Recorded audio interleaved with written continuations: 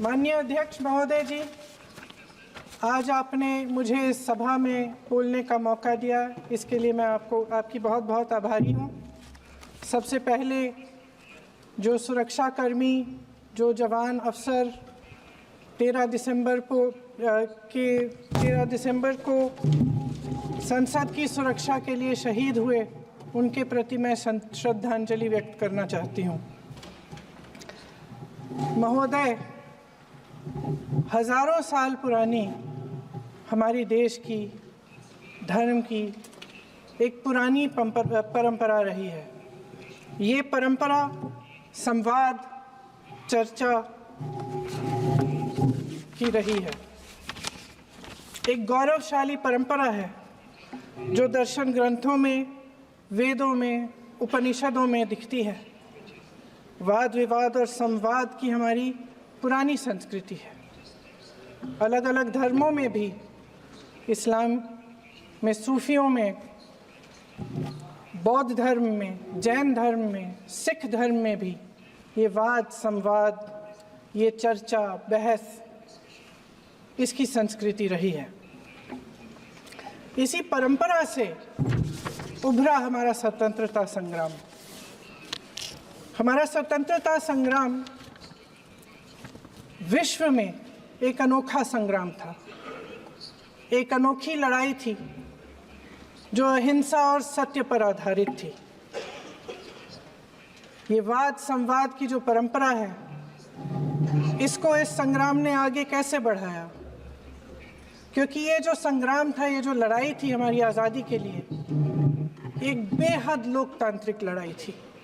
इसमें देश के किसान, देश के जवान, देश के मजदूर, देश के अधिवक्ता, देश के बुद्धिजीवी, चाहे किसी भी जाति के हों, चाहे किसी भी धर्म के हों, चाहे किसी भी भाषा को बोलते हों, सब इस स्वतंत्रता संग्राम में शामिल हुए। सब ने हमारे देश की आज़ादी की लड़ाई लड़ी।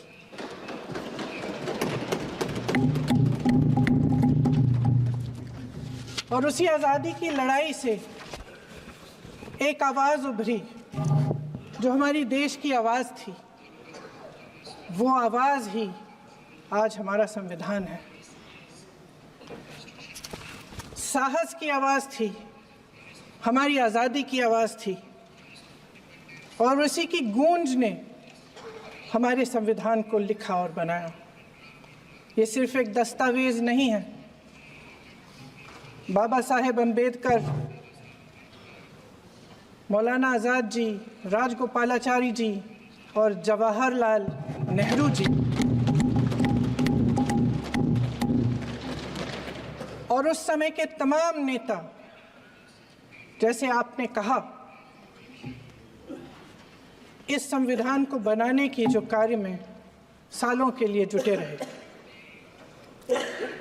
हमारा संविधान इंसाफ, उम्मीद, अभिव्यक्ति और आकांक्षा की वो ज्योत है जो हर हिंदुस्तानी के दिल में जलती है। अध्यक्ष महोदय, इस ज्योत ने हर एक भारतीय को ये पहचानने की शक्ति दी कि उसे न्याय मिलने का अधिकार है, कि उसमें अपने अधिकारों के लिए आवाज़ उठाने की क्षमता है, कि जब वो आवाज़ उठाएगा तो सत्ता को उसके सामने झुकना पड़ेगा। इस संविधान ने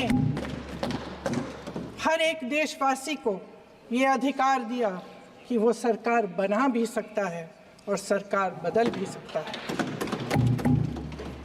ये ज्योत जो हर हिंदुस्तानी के दिल में जलती है, उसने हर हिंदुस्तानी को ये विश्वास दिया कि देश की संपत्ति में, देश की दौलत में, संसाधनों में उसका भी हिस्सा है, कि उसे एक सुरक्षित भविष्य की उम्मीद का अधिकार है, कि देश बनाने में भी उसकी भागीदारी है। उम्मीद और आशा की ये ज्योत मैंने देश के कोने कोने में खुद देखी है। उन्नाव में मैं एक रेप पीड़िता के घर गई। उसे जलाकर मार डाला था। वो शायद 20-21 साल की होगी। हम सबके बच्चे हैं। हम सोच सकते हैं कि अगर हमारी बेटी के साथ बार बार बलात्कार हुआ और फिर जब वो अपनी लड़ाई लड़ने के लिए गई तो उसको जलाकर मार डाला गया होता तो हम पर क्या बीतती। मैं उस बच्ची के पिता से मिली।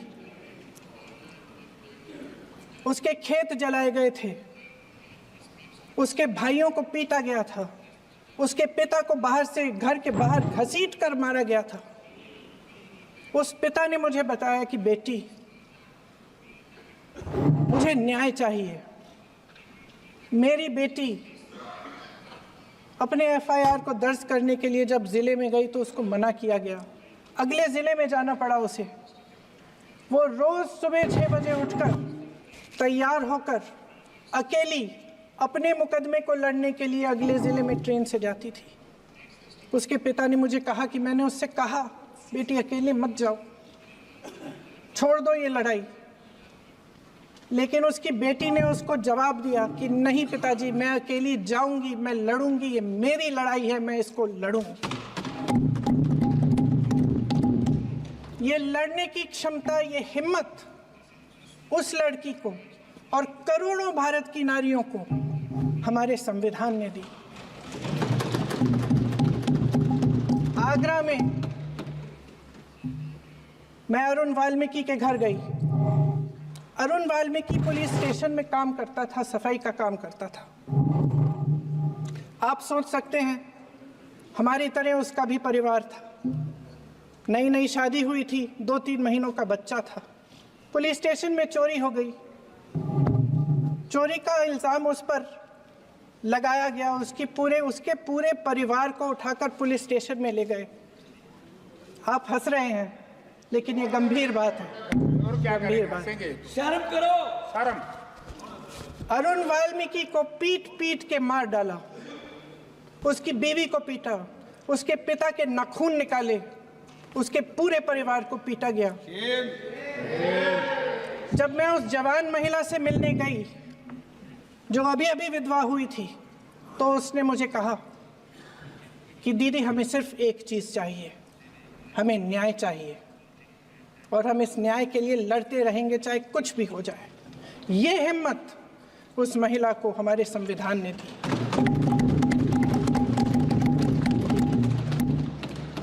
संभल के कुछ लोग आए थे हमसे मिलने जो मृतकों के परिवार के सदस्य थे। उसमें 2 बच्चे थे, अदनान और उजैर। अब सुनिए, उसमें 2 बच्चे थे, अदनान और उजैर। एक बच्चा मेरे बच्चे की उम्र का है, दूसरा उससे छोटा 17 साल का है। दर्जी के बेटे थे। दर्जी का एक ही सपना था कि वो अपने बेटों को पढ़ाएगा लिखाएगा। एक बेटा डॉक्टर बनेगा, एक बेटा भी सफल होगा दूसरा बेटा भी अपने जीवन में सफल होगा। उनके पिताजी हर रोज उनको स्कूल छोड़ते थे। उस दिन भी स्कूल छोड़ने के बाद अपनी दुकान में चले गए। उन्हें पता नहीं था कि विवाद हो रहा है। उन्होंने भीड़ देखी, घर आने की कोशिश की तो पुलिस ने गोली से मार डाला। वो 17 साल का बच्चा अदनान मुझसे कहता है, वो 17 साल का बच्चा अदनान मुझसे कहता है कि मैं बड़ा होकर डॉक्टर बन के दिखाऊंगा, मैं अपने पिता का सपना साकार करूंगा। ये सपना, ये आशा उसके दिल में हमारे संविधान ने डाली। अध्यक्ष महोदय, हमारे देश के करोड़ों देशवासियों के संघर्ष में, अपने अधिकारों की पहचान में, इनकी कठिन से कठिन परिस्थितियों से लड़ने की अपार हिम्मत में और देश से न्याय की अपेक्षा में हमारे संविधान की ज्योत जल रही है। मैंने हमारे संविधान की ज्योत को जलते हुए देखा है और इसके साथ साथ ये भी समझा है कि हमारा संविधान एक सुरक्षा कवच है। एक ऐसा सुरक्षा कवच है जो देशवासियों को सुरक्षित रखता है, न्याय का कवच है, एकता का कवच है और अभिव्यक्ति की आज़ादी का कवच है।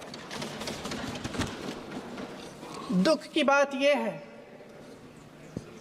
कि मेरे सत्ता पक्ष के साथी जो बहुत बड़ी बड़ी बातें करते हैं, इन्होंने इन 10 सालों में ये सुरक्षा कवच, सत्ता पक्ष के मेरे साथियों ने ये सुरक्षा कवच तोड़ने का पूरा प्रयास किया है। संविधान में सामाजिक, आर्थिक और राजनीतिक न्याय का वादा है। ये वादा एक सुरक्षा कवच है जिसको तोड़ने का काम शुरू हो चुका है। लैटरल एंट्री और निजीकरण के जरिए ये सरकार आरक्षण को कमजोर करने का काम कर रही है। अगर लोकसभा में ये नतीजे नहीं आए होते तो ये संविधान बदलने का काम भी शुरू कर लेते। सच्चाई ये है अध्यक्ष महोदय कि आज संविधान बार बार इसलिए कह रहे हैं क्योंकि इस चुनाव में इनको पता चल गया कि इस देश की जनता ही इस संविधान को सुरक्षित रखेगी, कि इस चुनाव में हारते हारते जीतने से इन्हें एहसास हुआ कि ये संविधान बदलने की बात इस देश में नहीं चलेगी। आज जनता की मांग है कि जाति जनगणना हो। सत्ता पक्ष के मेरे साथी ने इसका जिक्र किया। ये जिक्र भी आज इसलिए हो रहा है क्योंकि चुनाव में ये नतीजे आए। ये जाति जनगणना इसलिए जरूरी है ताकि हमें पता चले कि किसकी क्या स्थिति है और नीतियां उस हिसाब से बने। इनकी गंभीरता का प्रमाण ये है कि जब चुनाव में पूरे विपक्ष ने जोरदार आवाज उठाई कि ये जाति जनगणना होनी चाहिए, तो इनका जवाब देखिए। इनका जवाब भैंस भाग भैंस चुरा लेंगे, मंगलसूत्र चुरा लेंगे, इनका ये जवाब था। ये गंभीरता है इनकी जाति जनगणना पर।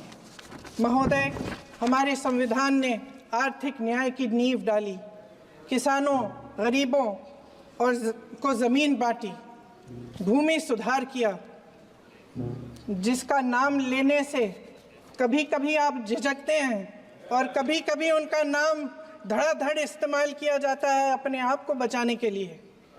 उन्होंने HAL, BHEL, SAIL, GAIL, ONGC, NTPC, railways, IIT, IIM, oil refineries, तमाम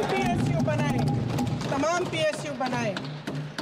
अध्यक्ष महोदय, उनका नाम पुस्तकों से मिटाया जा सकता है, उनका नाम भाषणों से मिटाया जा सकता है, लेकिन जो उनकी भूमिका रही इस देश की आज़ादी के लिए और इस देश के निर्माण के लिए, वो इस देश में से कभी मिटाया नहीं जा सकता। 75 सालों में जनता का भरोसा रहा कि नीतियां बनेंगी तो जनता की भलाई के लिए बनेंगी। जल जंगल जमीन का अधिकार मिला आदिवासी भाई बहनों को। इंदिरा जी ने बैंकों का राष्ट्रीयकरण करवाया, खदानों का राष्ट्रीयकरण कराया। कांग्रेस और यूपीए की सरकारों में शिक्षा का, भोजन का अधिकार मिला। 75 सालों में जनता का भरोसा मिला। पहले संसद चलती थी तो जनता की उम्मीद होती थी कि सरकार महंगाई और बेरोजगारी पर चर्चा करेगी, कोई उपाय निकालेगी, कोई रास्ता निकालेगी। लोग मानते थे कि अगर कोई नई आर्थिक नीति बनेगी तो देश की अर्थव्यवस्था को मजबूत बनाने के लिए बनेगी, तो भारतीय बाजार को मजबूत बनाने के लिए बनेगी, उनके भविष्य को मजबूत बनाने के लिए बनेगी। किसान और आदिवासी भाई बहन भरोसा करते थे कि यदि जमीन के कानून में संशोधन होगा तो उन्हीं की भलाई के लिए होगा। आप नारी शक्ति की बात करते हैं। आज चुनाव की वजह से शायद इतनी बातचीत हो रही है नारी शक्ति के बारे में, क्योंकि हमारे संविधान ने महिलाओं को ये अधिकार दिया उनकी शक्ति को परिवर्तित किया वोट में, और आज आपको पहचानना पड़ रहा है कि महिलाओं के बिना, कि नारी शक्ति के बिना ये सरकारें नहीं बन सकती हैं। इसीलिए आज आप नारी शक्ति की बातें दोहरा रहे हैं। जो आप नारी शक्ति का अधिनियम लाए हैं उसको लागू क्यों नहीं करते? वो 10 साल बाद लागू क्यों होगा? क्या आज की नारी 10 साल इंतजार करेगी उसके लागू करने के लिए? क्या बात है, क्या बात है।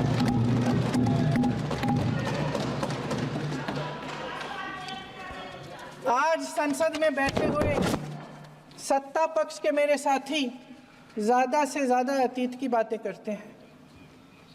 1921 में क्या हुआ, कब हुआ, नेहरू जी ने क्या किया। अरे वर्तमान की बात करिए, देश को बताइए आप क्या कर रहे हैं, आपकी जिम्मेदारी क्या है? कि सारी जिम्मेदारी जवाहरलाल नेहरू की है। अध्यक्ष महोदय जी, ये सरकार आर्थिक न्याय का सुरक्षा कवच तोड़ रही है। आज संसद में बैठी ये सरकार बेरोजगारी और महंगाई से जूझ रही हमारी जनता को क्या राहत दे रही है? कृषि के कानून भी बड़े बड़े उद्योगपतियों के लिए बन रहे हैं। सही एमएसपी को छोड़िए, डीएपी तक नहीं मिल रहा है।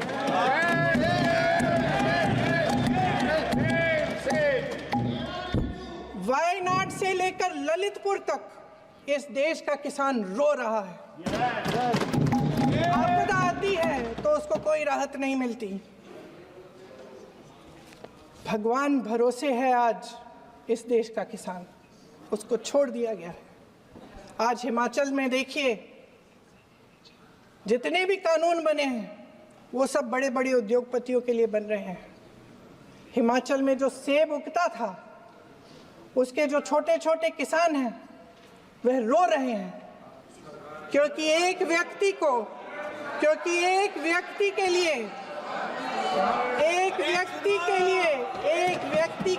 सब कुछ बदला जा रहा है। सुनने की हिम्मत रखो।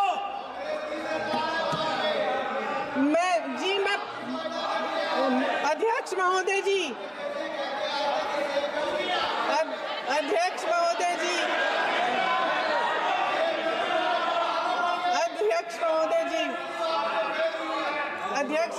जी, अडानी जी को सारे कोल्ड स्टोरेज प्रदेश की सरकार ने नहीं दिए। अडानी जी को सारे कोल्ड स्टोरेज आपकी सरकार ने दिए। देश देख रहा है कि एक व्यक्ति को बचाने के लिए 142 करोड़ देश की जनता को नकारा जा रहा है। सारे बिजनेस, सारे संसाधन, सारी दौलत, सारे मौके एक ही व्यक्ति को सौंपे जा रहे हैं। सारे बंदरगाह, एयरपोर्ट्स, सड़कें, रेलवे का काम, कारखाने, खदाने, सरकारी कंपनियां सिर्फ एक व्यक्ति को दी जा रही है।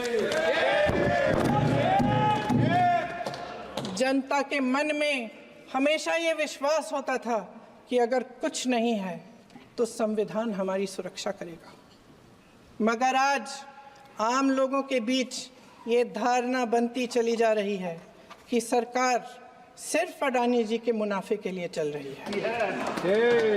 देश में बहुत तेजी से गैर बराबरी बढ़ रही है। जो गरीब है वो और गरीब हो रहा है, जो अमीर है वो और अमीर हो रहा है।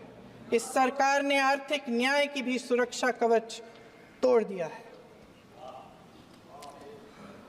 राजनीतिक न्याय की जब बात होती है, मेरे सत्ता पक्ष के साथी आज खड़े हुए और तमाम गिनती करने लग गए कि ऐसा हुआ वैसा हुआ, 1975 में जो हुआ।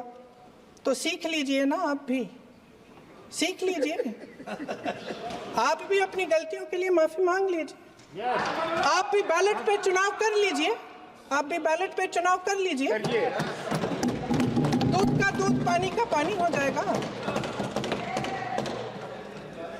आप राजनीतिक न्याय की बात करते हैं, सरकारों को पैसों के बल पर गिरा देते हैं।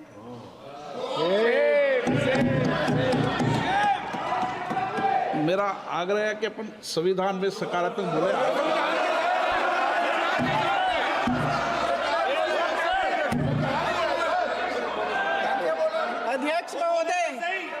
अध्यक्ष महोदय, सत्ता पक्ष के हमारे साथी ने एक उदाहरण दिया उत्तर प्रदेश की सरकार का, तो मैं भी एक उदाहरण दे देती हूँ महाराष्ट्र की सरकार का।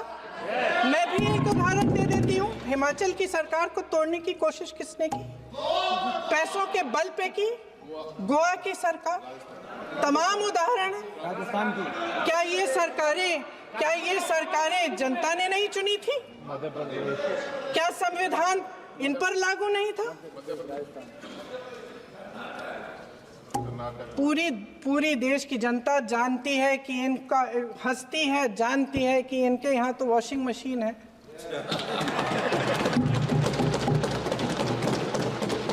तो यहाँ से वहां जाता है, वो धुल जाता है। इस तरफ दाग, उस तरफ स्वच्छता। और मेरे कई ऐसे साथी हैं जो इस तरफ होते थे उस तरफ चले गए, मुझे दिख भी रहे हैं, वॉशिंग मशीन में शायद धुल गए हैं। अध्यक्ष महोदय, जहां भाईचारा और अपनापन होता था, जहां हमारे संविधान ने एकता का सुरक्षा कवच दिया था, वहां शक और घृणा के बीज बोए जा रहे हैं। एकता का सुरक्षा कवच तोड़ा जा रहा है। प्रधानमंत्री जी यहाँ सदन में संविधान की किताब को यूं माथे से लगाते हैं, लेकिन संभल में, हाथरस में, मणिपुर में जब न्याय की गुहार आती है, उठती है, तो उनके माथे पे शिकन तक नहीं आता।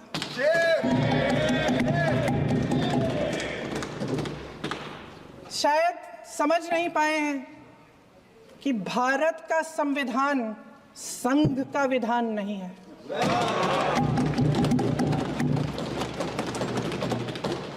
भारत के संविधान ने हमें एकता दी, हमें आपसी प्रेम दिया। उस मोहब्बत की दुकान जिस पर आपको हंसी आती है, उसके साथ करोड़ों देशवासी चले।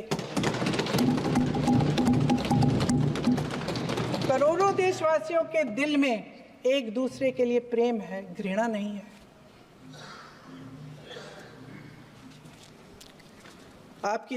इनकी जो विभाजनकारी नीतियां हैं, उसका नतीजा हम रोज देखते हैं। राजनीतिक फायदे के लिए संविधान को छोड़िए, देश की एकता को भी ये रख नहीं सकते, इसकी सुरक्षा नहीं कर सकते। हमने संभल में देखा, मणिपुर में देखा। दरअसल इनका कहना है कि अलग अलग इस देश के अलग अलग हिस्से हैं, लेकिन हमारा संविधान कहता है कि ये देश एक है और ये देश एक रहेगा। जहां खुला विवाद होता था, अभिव्यक्ति का सुरक्षा कवच होता था, इन्होंने भय का माहौल पैदा किया है। सत्ता पक्ष के मेरे साथी अक्सर 75 सालों की बात करते हैं, लेकिन इन 75 सालों में ये उम्मीद, आशा, ये अभिव्यक्ति की ज्योति कभी थमी नहीं, कभी बुझी नहीं। इस देश की जनता ने खुलकर आलोचना की, निडर होकर धरने किए, प्रदर्शन किए। जब जब जनता नाराज हुई, तब तब सत्ता को ललकारा, उसे चेतावनी दी, बड़े से बड़े नेताओं को कटघरे में खड़ा किया, उनसे जवाब मांगा, न्याय मांगा। इस देश के छोटे छोटे से नुक्कड़ की दुकानों में, चाय की दुकानों में, इस देश के घरों में, गलियों में, मोहल्लों में, अखबारों में, प्रकाशन घरों में, न्यायपालिकाओं में चर्चा कभी बंद नहीं हुई, लेकिन आज ये माहौल नहीं है। आज जनता को सच बोलने से डराया जाता है, धमकाया जाता है। पत्रकार हो या विपक्ष का नेता हो या किसी यूनिवर्सिटी का प्रोफेसर हो, छात्र संघ हो या कर्मचारियों का संगठन हो, सबका मुंह बंद कराया जाता है। किसी पे ईडी, किसी पे सीबीआई, किसी पे इनकम टैक्स, फर्जी मुकदमे लगवाए जाते हैं, जेल में डाल दिया जाता है। विपक्षी नेताओं को जेल में डाल दिया जाता है, उनको सताया जाता है। किसी को नहीं छोड़ा इस सरकार ने। देशद्रोही कह के उत्तर प्रदेश में मुझे याद है कुछ अध्यापिकाएं प्रदर्शन कर रही थी, उन पर मुकदमा डाल दिया देशद्रोही का, उन्हें देशद्रोही कह दिया। इन्होंने देश का पूरा माहौल भय से भर दिया है। इनकी मीडिया की मशीन झूठ फैलाती है, तरह तरह के आरोप लगाती है, और शायद वह भी भय में ही है। महोदय, मैं इस सदन को याद दिलाना चाहती हूँ कि ऐसा डर का माहौल देश में अंग्रेजों के राज में था। जब इस तरफ बैठे हुए गांधी की विचारधारा वाले लोग आज़ादी की लड़ाई लड़ रहे थे और उस तरफ वाली विचारधारा वाले लोग भय में रहकर अंग्रेजों के साथ साठ-गांठ कर रहे थे। लेकिन अध्यक्ष महोदय, भय का भी अपना स्वभाव होता है। भय फैलाने वाले हमेशा भय का खुद शिकार बन जाते हैं। ये प्रकृति का नियम है। आज इनकी भी यही हालत हो गई है। भय फैलाने के इतने आदी हो गए हैं कि खुद भय में रहने वाले हैं। चर्चा से डरते हैं, आलोचना से घबराते हैं। कई दिनों से हम मांग रहे हैं कि चर्चा करिए, लेकिन चर्चा करने की हिम्मत ही नहीं है।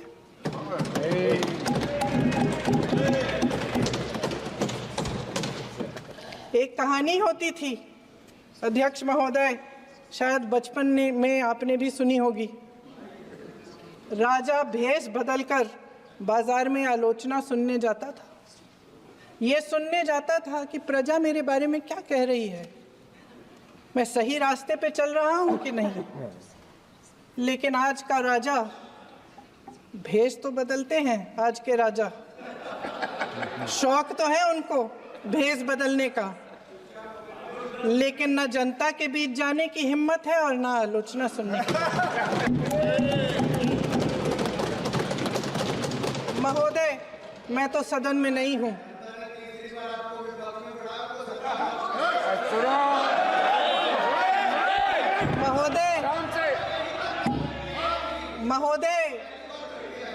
महोदय, जनता में बहुत विवेक है, ये सही है।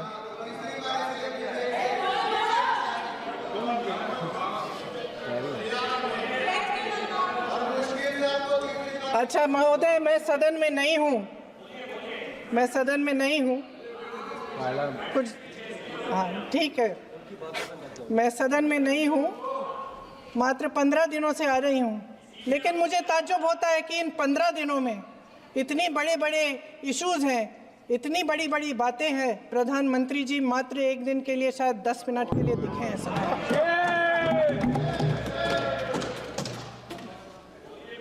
बात यह है अध्यक्ष महोदय जी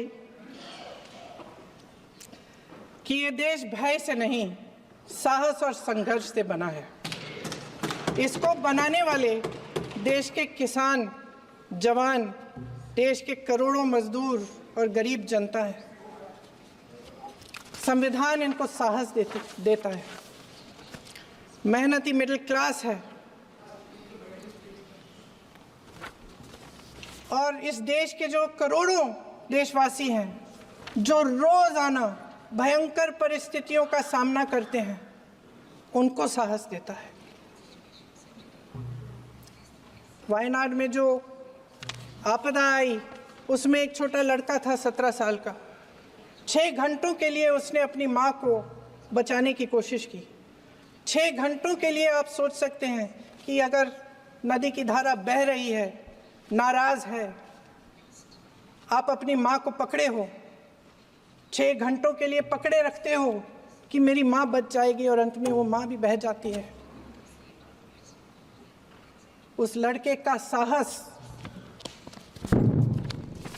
उन महिलाओं का साहस जो पीड़ित हैं लेकिन फिर भी अपनी लड़ाई लड़ रहे हैं, उन संभल के बच्चों का साहस जिनके पिताजी अभी अभी गुजर गए लेकिन फिर भी उनके सपनों को साकार करने की हिम्मत है, उनका साहस है, वो साहस इस संविधान ने दिया है।